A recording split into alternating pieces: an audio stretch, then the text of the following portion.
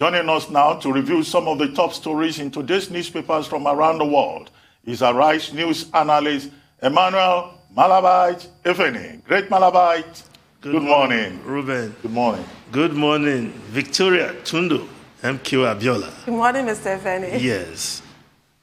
We start with this day, Nigeria's newspaper of records. The lead story, Lagos Kano get lion's share of Inec'S new polling units. Commission creates 56,872 centers, fixes dates for Ekiti, Osun governorship elections. Yes, INEC has been able to pull that through 25 years after the last adjustment or creation of polling units.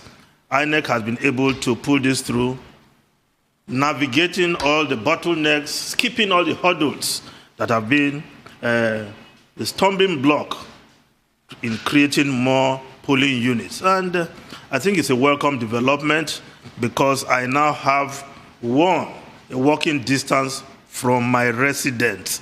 I'm a direct beneficiary of that, if you will.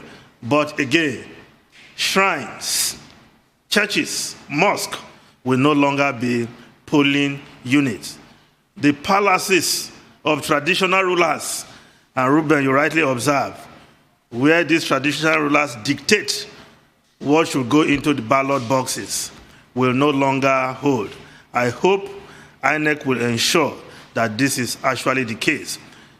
Movement towards a better electoral process, but we know the big one is when INEC, the presidency, the National Assembly are able to pull through the amendment of the Electoral Act 2010 as amended.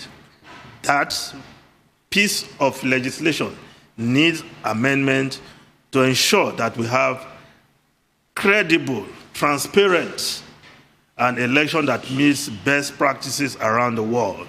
Now, if we look at other stories quickly, Leadership newspaper, outrage as federal government seeks powers to control internet media content.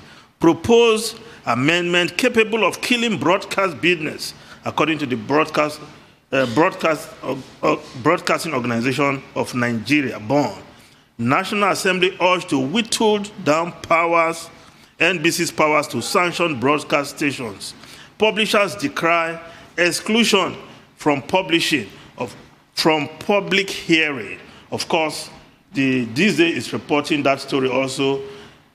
NPAN rejects media exclusion from press bill public hearing, while other newspapers also still reporting this very topical story. Federal government tightens news on social media. That's the Daily Sun newspaper. Federal government tightens news on social online media, widens regulation scope, asks reps to include internet broadcasting, Twitter, others. While the New Telegraph newspaper, also on this same story, federal government seeks powers to regulate social media, internet broadcasts, and pamphlets exclusion from press council bill public hearing. Lawyers drag federal government, attorney general, minister to court over Twitter ban. Yes, I wonder how on earth a public hearing on such an important bill, you'll be excluding anybody, let alone the Newspapers Proprietors Association of Nigeria. Like MKO, the man MKO used to say, one of those famous quotes of his, you cannot shave a man's head in his absence. And a public hearing is what it is, a public hearing. All Nigerians who have interest in that bill, that piece of legislation, should be given the opportunity to have their say. So, excluding anybody is in itself an aberration, let alone a media organization like the Newspaper Proprietors Association of Nigeria. Now, the Vanguard newspaper, no law on grazing roads in Nigeria, Bashir, Senate spokesman, adds grazing reserve law in northern Nigeria criminalizes open grazing. That's the spokesman for the Senate even making that observation. Malami misled Buhari on grazing routes. Falana, federal government should jettison grazing routes. Afenifere, willing states waiting for federal government support on ranching. Nigeria has 415 grazing reserves in 21 states, 141 gazetted. Oyo, Ogun, only southern states with grazing reserves. Plateau initiates bill to legalize ranching, yet to receive federal government 80% funding. States should take up and run grazing reserve, a Greek ministry. Now, the Tribune newspaper, presidency attacks PDP governors, accuses them of not supporting solution to headers crisis, says their call to stop Naira devaluation will damage export. Others, World Bank report on poverty exposes Buhari's presidency, PDP. It is unconstitutional for president to shift security responsibility to governors. Wike, either north or south, no law of grazing route in Nigeria. Osun Senator. Now, if we just look at the foreign newspapers quickly, because we don't have much time. Yes, we look at the Daily Mail newspaper of UK. Shock plans to work from home forever. Yes, millions of office staff will be given a default right to work from home under the post-pandemic plans from some ministers. That is the Daily Mail reporting. The proposal will change the law to make it impossible for employers to insist on staff attending the workplace unless they can show it is essential. Well, it's part of the plan to drive and promote flexible working, and consultations are on in the UK. Of course, the New York Times reporting President joust even as they seek to ease relations. The long-awaited meeting between President Biden of the US and President Vladimir Putin of Russia took place yesterday after 3 hours of talk.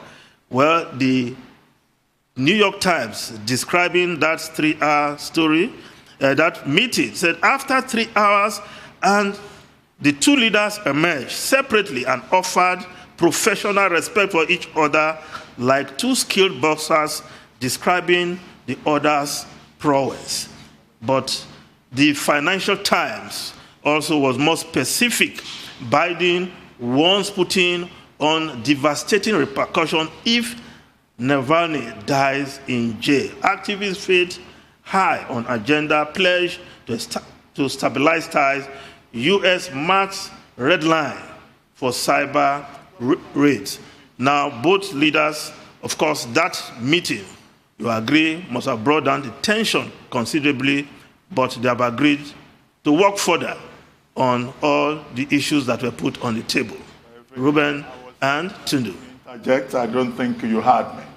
But I thought that there was a point I made earlier which I need to clarify further, and it has to do with this front page story in this day. Yes, you have commended INEC for doing this, to deepen participation, to grant people easier access, to prevent congestion at polling units, and all of that. And you've also agreed with the view expressed about the electoral framework and also the need for security, what to be done about that.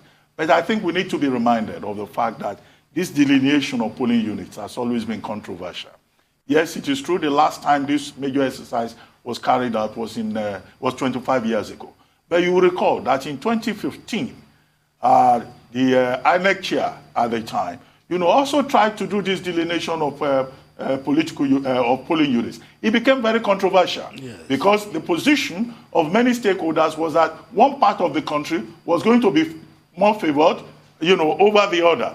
In 2019, Professor Yakub Mahmood, the current, chairman of INEC, who succeeded Professor Mahmoud Jega, also tried to carry out this exercise.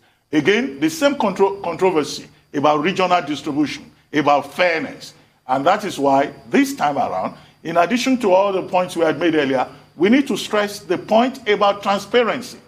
Now, in the northern part, 19 states and the FCT, you have over, this time around, over 31,000 polling units. In the southern states, the 17 southern states, you have over 25,000 new polling units. I think it's important, as I alluded to earlier, for INEC to come out with a detailed, full detailed presentation of those voting points that were converted to polling units, so that stakeholders can take a look at them. That, transparency is important so that we do not go into the first election where these new polling units will be used in Anambra on November 6th. We don't start dealing with issues about ethnicity, about one part of the country is favored more than the other. That's important, in terms of credibility of the process itself. That's the point I wanted to make. Okay. Tundu, if we still have time. Unfortunately, we don't. I wanted to talk about Biden and Putin, but maybe tomorrow. Thank you, Mr. Feni.